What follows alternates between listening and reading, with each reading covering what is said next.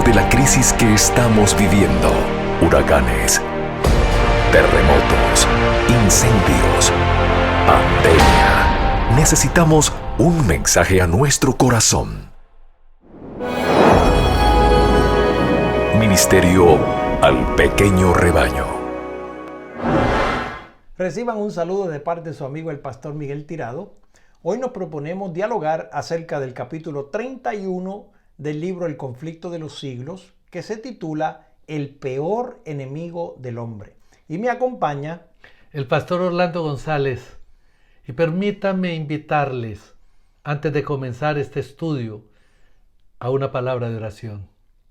Eterno y amado Padre, desciende hoy para nutrir nuestras vidas con tu palabra y entender ese mensaje de salvación que tienes preparado para nosotros hoy. En el nombre de Jesús. Amén. Amén. En Génesis capítulo 3, versículo 15, el Señor nos dice: enemistad pondré entre ti y la mujer, entre tu simiente y la simiente suya. Esta te herirá en la cabeza y tú le herirás en el calcañar. La divina sentencia pronunciada contra Satanás después de la caída del hombre fue también una profecía que abarcando las edades hasta los últimos tiempos, precedía el gran conflicto en que se verían empeñadas todas las razas humanas que hubiesen de vivir en la tierra. Dios declara: enemistad pondré. Esta enemistad no es fomentada de un modo natural. Cuando el hombre quebrantó la ley divina, su naturaleza se hizo mala y llegó a estar en armonía y no en divergencia con Satanás. No puede decirse que haya enemistad natural entre el hombre pecador y el autor del pecado. Ambos se volvieron malos a consecuencia de la apostasía. El apóstata no descansa sino cuando obtiene simpatías y apoyo al incluir a otros a seguir su ejemplo. De aquí que los ángeles caídos y los hombres malos se unen en desesperado compañerismo. Si Dios no se hubiese interpuesto especialmente, Satanás y el hombre se habrían aliado contra el cielo. En lugar de albergar enemistad contra Satanás, toda la familia humana se habría unido en oposición a Dios. Satanás tentó al hombre a que pecase, como había inducido a los ángeles a rebelarse a fin de asegurarse su cooperación en su lucha contra el cielo. No había disensión alguna entre él y los ángeles caídos en cuanto al odio que sentían contra Cristo, mientras que estaba en desacuerdo tocante a todos los demás puntos. Era unánime su oposición a la autoridad del legislador del universo. Pero al oír Satanás que habría enemistad entre él y la mujer y entre sus linajes, comprendió que sería contrarrestado sus esfuerzos por corromper la naturaleza humana y que se capacitaría al hombre para resistirle. Lo que enciende la enemistad de Satanás contra la raza humana es que ella, por intermedio de Cristo, es objeto del amor y de la misericordia de Dios. Lo que él quiere entonces es oponerse al plan divino de la redención del hombre, deshonrar a Dios, mutilando y profanando sus obras, causar dolor en el cielo y llenar la tierra de miseria y desolación. Y luego señala todos estos males como resultado de la reacción del hombre por Dios. La gracia que Cristo derrama en el alma es la que crea en el hombre enemistad contra Satanás. Sin esta gracia transformadora y ese poder renovador, el hombre seguiría siendo esclavo de Satanás, siempre listo para ejecutar sus órdenes. Pero el nuevo principio introducido en el alma crea un conflicto, allí donde hasta entonces reinó la paz. El poder que Cristo comunica habilita al hombre para resistir al tirano y usurpador. Cualquiera que aborrezca el pecado en vez de amarlo, que resista y venza las pasiones que hayan reinado en su corazón, prueba que en él obra un principio que viene enteramente de lo alto. El antagonismo que existe entre el Espíritu de Cristo y el espíritu de Satanás se hizo particularmente patente en la forma en que el mundo recibió a Jesús. No fue tanto porque apareció desprovisto de riqueza de este mundo, de pompa y de grandeza, por lo que los judíos le rechazaron. Vieron que poseía un poder más que capaz de compensar la falta de aquellas ventajas exteriores. Pero la pureza y santidad de Cristo atrajeron sobre él odio de los impíos. Su vida de abnegación y de devoción sin pecado era una continua representación para aquel pueblo orgulloso y sensual. Eso fue lo que despertó enemistad contra el Hijo de Dios. Satanás y sus ángeles malvados se unieron con los hombres impíos. Todos los poderes de la apostasía conspiraron contra el defensor de la verdad. La misma enemistad que se manifestó contra el Maestro se manifiesta contra los discípulos de Cristo. Cualquiera que se dé cuenta del carácter repulsivo del pecado y que con el poder de lo alto resista la tentación, despertará seguramente la ira de Satanás y de sus súbditos. El odio a los principios puros de la verdad, las acusaciones y las persecuciones contra sus defensores existirán mientras exista el pecado y los pecadores. Los discípulos de Cristo y los siervos de Satanás no pueden congeniar. El oprobio de la cruz no ha desaparecido. Todos los que quieren vivir piadosamente en Cristo Jesús padecerán persecución. Segunda de Timoteo, capítulo 3, versículo 12. Los agentes de Satanás obran continuamente bajo su dirección para establecer su autoridad y para fortalecer su reino en oposición al gobierno de Dios, con el fin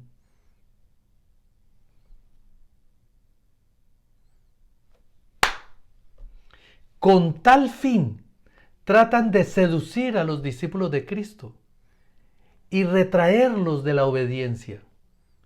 Como su jefe, tuercen y pervierten las escrituras para conseguir su objeto.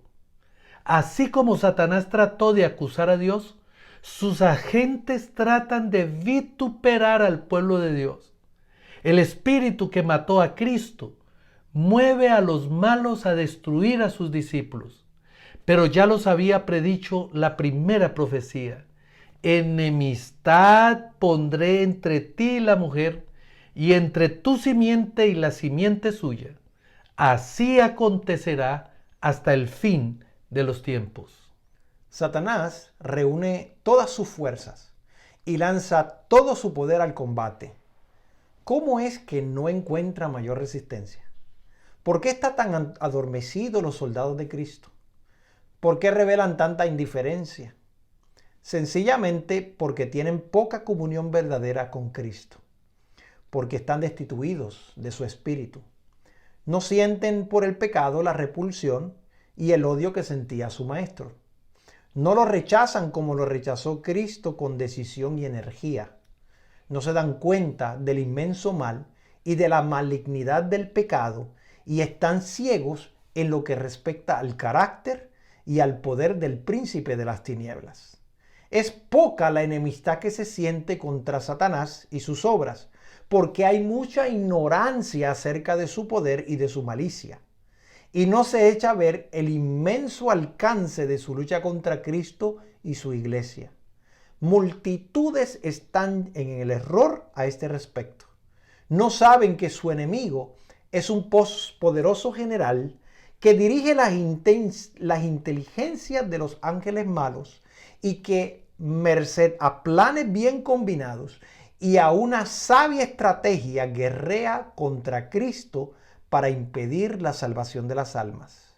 Entre los que profesan el cristianismo y hasta en los ministros del evangelio, apenas si se oye hablar de Satanás, a no ser tal vez de un modo incidental desde lo alto del púlpito. Nadie se fija en las manifestaciones de su actividad y éxito continuo. No se tienen en cuenta los muchos avisos que nos ponen en guardia contra su astucia. Hasta parece ignorarse su existencia.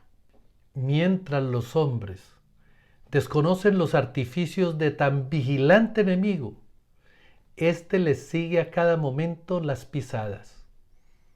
Se introduce en todos los hogares, en todas las calles de nuestras ciudades, en las iglesias, en los consejos de las naciones, en los tribunales, confundiendo, engañando, seduciendo, arruinando por todas partes las almas y los cuerpos de los hombres, mujeres y niños, destruyendo la unión de las familias, sembrando odio, rivalidades, sediciones y muertes.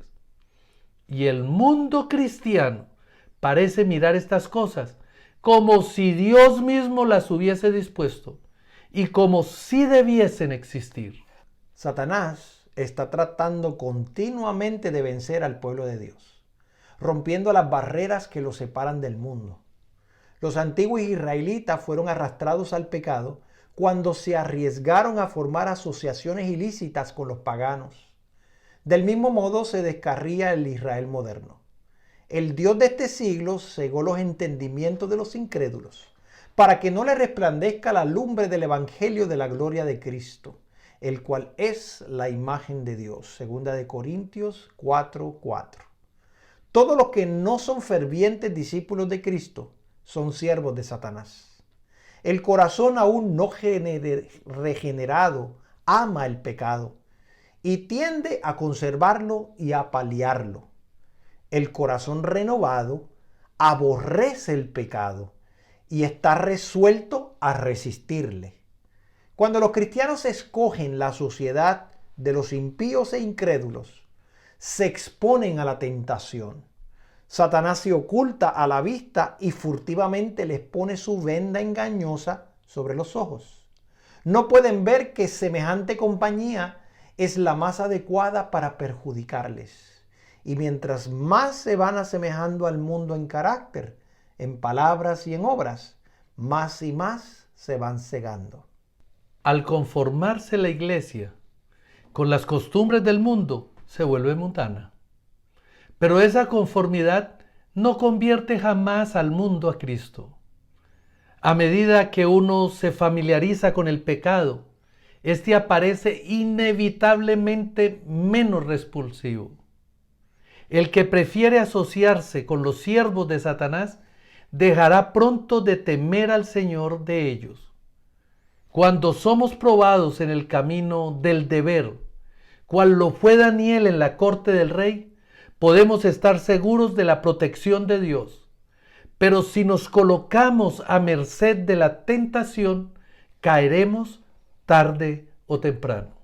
El tentador obra a menudo con el mayor éxito por intermedio de los menos sospechosos de estar bajo su influencia. Se admira y honra a las personas de talento y de educación, como si estas cualidades pudiesen sufrir la falta del temor de Dios o hacernos dignos de su favor. Considerados en sí mismos, el talento y la cultura son dones de Dios. Pero cuando se emplean para sustituir la piedad, cuando en lugar de atraer el alma a Dios la alejan de Él, entonces se convierten en una maldición y un lazo. Es opinión común que todo lo que aparece amable y refinado debe ser en cierto sentido cristiano. No hubo nunca un error más grande. Cierto es que la amabilidad y el refinamiento debería adornar el carácter de todo cristiano, pues ambos ejercen poderosa influencia en favor de la verdadera religión, pero deben ser consagrados a Dios. O de lo contrario, son también una fuerza para el mal. Muchas personas cultas y de modales afables que no cederían a lo que suele llamarse actos inmorales son brillantes instrumentos de Satanás. Lo insidioso de su influencia y ejemplo los convierte en enemigos de la causa de Dios más peligrosos que los ignorantes. Por medio de férvida oración y de entera confianza en Dios, Salomón alcanzó un grado de sabiduría que despertó la admiración del mundo. Pero cuando se alejó de la fuente de su fuerza y se apoyó a sí mismo, cayó presa de la tentación. Entonces, las facultades maravillosas que había sido concedidas al más sabio de los reyes, solo le convirtieron en agente tanto más eficaz del adversario de las almas.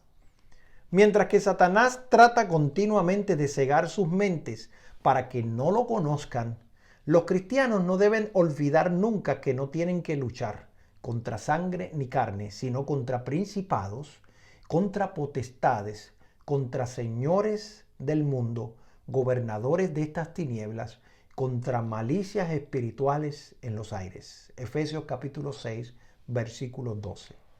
Esta inspirada advertencia resuena a través de los siglos hasta nuestro tiempo. Sed templados y velad, porque vuestro adversario el diablo, cual león rugiente, anda alrededor buscando a quien devorar. Vestíos de toda armadura de Dios, para que podáis estar firmes contra las acechanzas del diablo. Leímos en 1 de Pedro 5:8 y en Efesios 6:11. Desde los días de Adán hasta los nuestros, el gran enemigo ha sido ejercitado.